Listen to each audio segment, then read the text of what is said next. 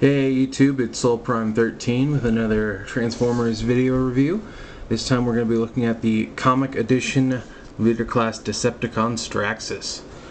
So here looking at the packaging, we have a very interesting box. It does have the opening panel, which I always appreciate. We got a bit of an actual like full little blurb there, unlike the one lines we usually get now. We got our comic panels on the side. We got another comic image here of his face in the sky. We got a image of him charging into battle. We got our obligatory product shots with a few more comic panels there.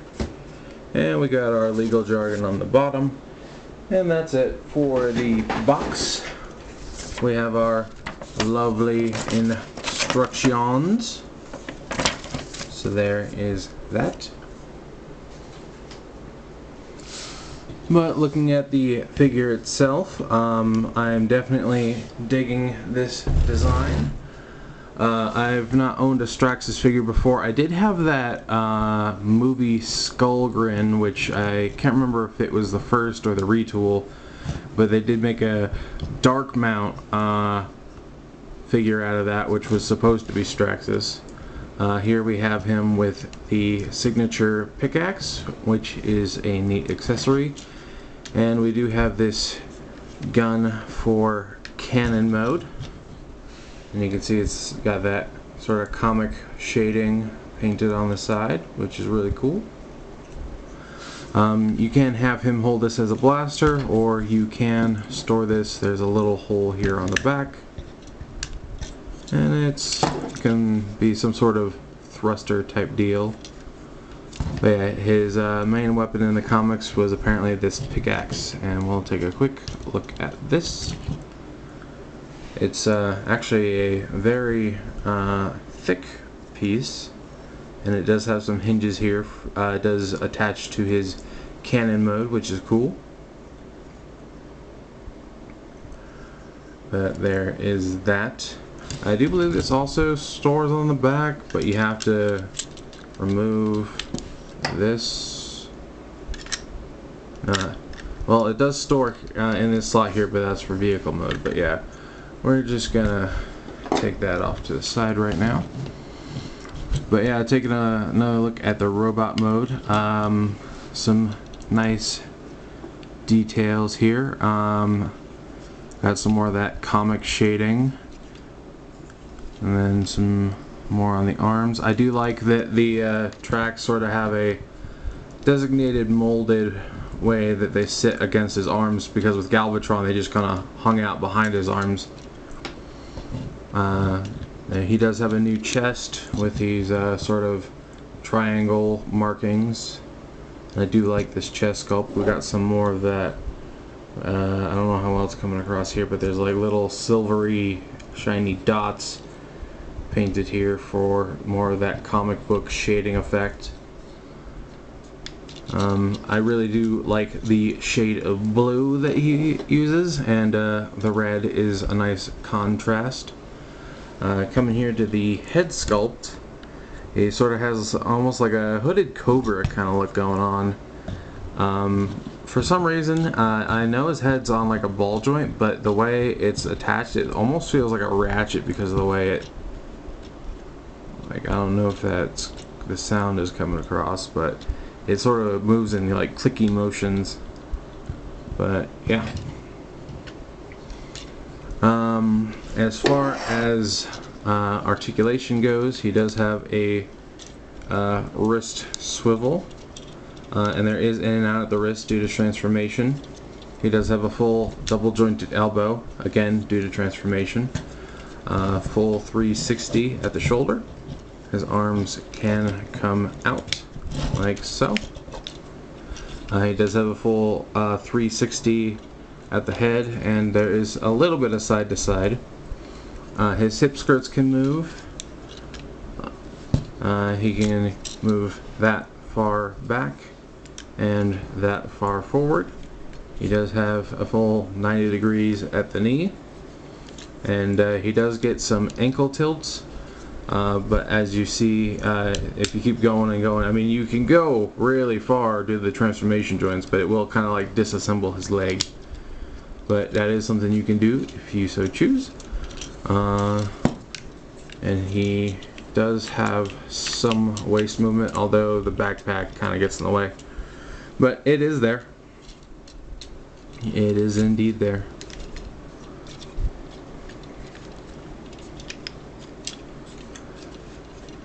Alright, next let's bring in a couple size comparisons. If you'll stand up. There we go. Here we have him with the Legacy Galvatron. So there is that, and you can sort of see the differences. They changed the knee pads up on the legs. Some difference in the arms and in the treads, and a different chest and a head.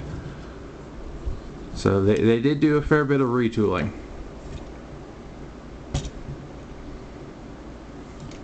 And we have him here with his Nemesis blaster. There is that.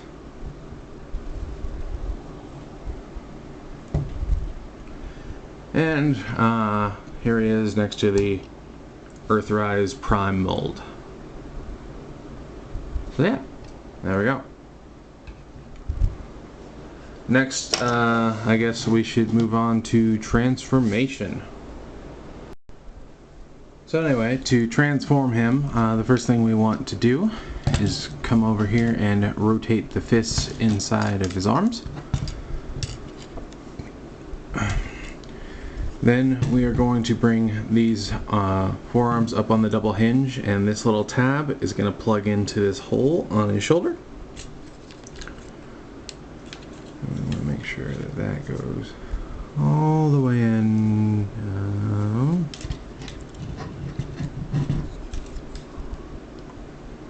There we go. Make sure it clicks into place. And this up. Alright, then for the treads we can bring these down, and we're going to rotate them and then bring them up. And there is a tab. Oops, this foot's in the way. There's a tab and a slot. And we'll bring those together like so. Bring this forward and around. Tab together. And just bring those up like so for now. Then we're going to come to the back, take off his gun, set that to the side, and we are going to bring this assembly back, and we want to get, or we can just rip the whole piece off. Okay, now we gotta get that reattached. That wasn't supposed to come off. There we go. So we want to untab that and then bring it up like so. And we're going to come back. Hair's getting in my mouth. Come up here. We're going to fold these down, and we want to separate the arms from the side of the body like so. And we're going to... I know we need to unpeg the chest. Come on. Oh, now I remember. We're going to open up this back panel and then bring the chest up. And we're going to bring his head all the way inside like so, and then close this back up like so. And then we can bring this forward. And then, yeah, we want to sort of bring this whole chest piece down like so. Raise those arms up out of the way. Then we want to bring this whole back assembly forward. And we're going to rotate the legs downward so that we can bring the chest the rest of the way down and get it all pegged in. And then we can take these chest panels and fold them down like so.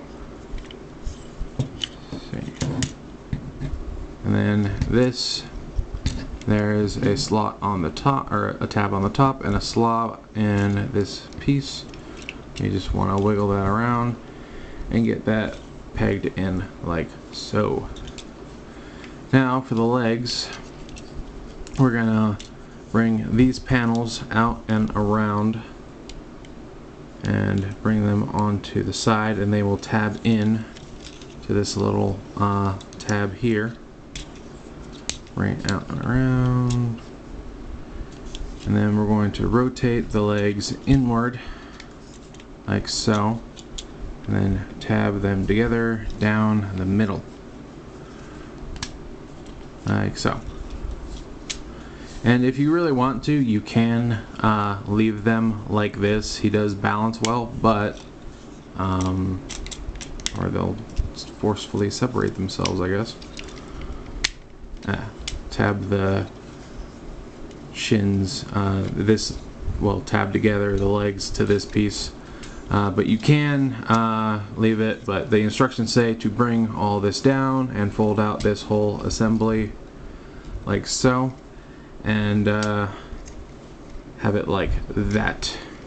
Now for the arms, we want to bring these skirt pieces forward and out of the way, and we're going to bring them down on this armature, and there is a little hole here, and then this tab right here will go in to that. Make sure I'm getting it in there right.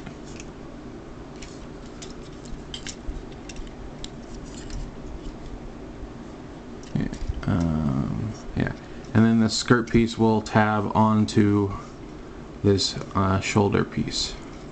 So we want to bring that down, make sure that that tab goes in the hole, tab in the shoulder piece. And I believe that is everything.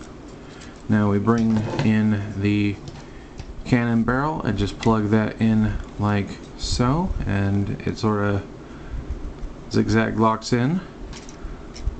And then for the pickaxe, we want to fold these up like so, and then we will peg it in like so into this tab I mentioned earlier,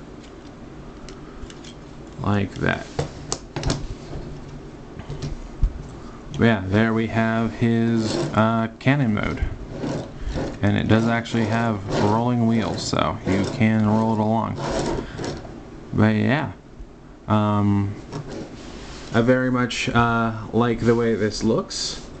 And again, these treads that he has here are a bit more uniform than the ones they had on Galvatron. And like I said, you can have him just, you know, like this if you want. He balances really well, but as I mentioned, the instructions say to have it like this.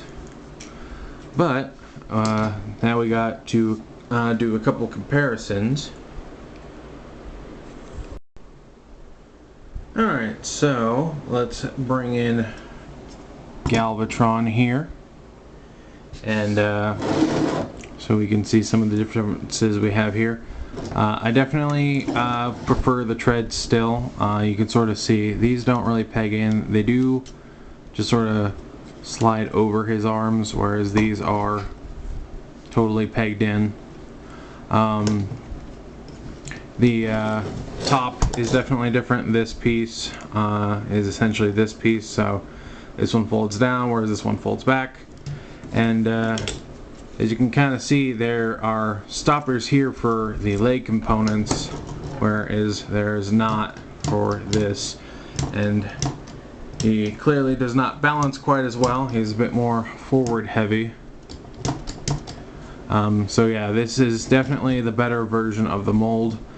This mold is alright, all things considered. I do Hope that they maybe do a more improved version in the future. I know we're supposed to be getting a 86 Studio Series Galvatron that apparently is just gonna be a repaint, which is kind of disappointing. I hope that they at least take the opportunity to maybe tune some things, but we'll have to wait and see. But yeah, there's that. And then let's bring in Blaster here so you can get a look at them side by side. But yeah. Overall, I am bumping the camera. I am very satisfied with this figure. I'm very glad I decided to pick him up. I love the colors. I love the improvements they made. At first I was thinking the cannon looked a little short compared to what it should be, but having looked at how Galvatron's is, I think Galvatron's is just too big. This does feel reasonably sized. I'm definitely happy to have this figure. I do believe there are still some in stock, so if you haven't picked one up and you're on the fence, I think it's totally worth picking up. He's a fun figure, and I am personally definitely enjoying him quite a bit. But yeah, that is my review of the new Comic Edition Leader Class Straxus.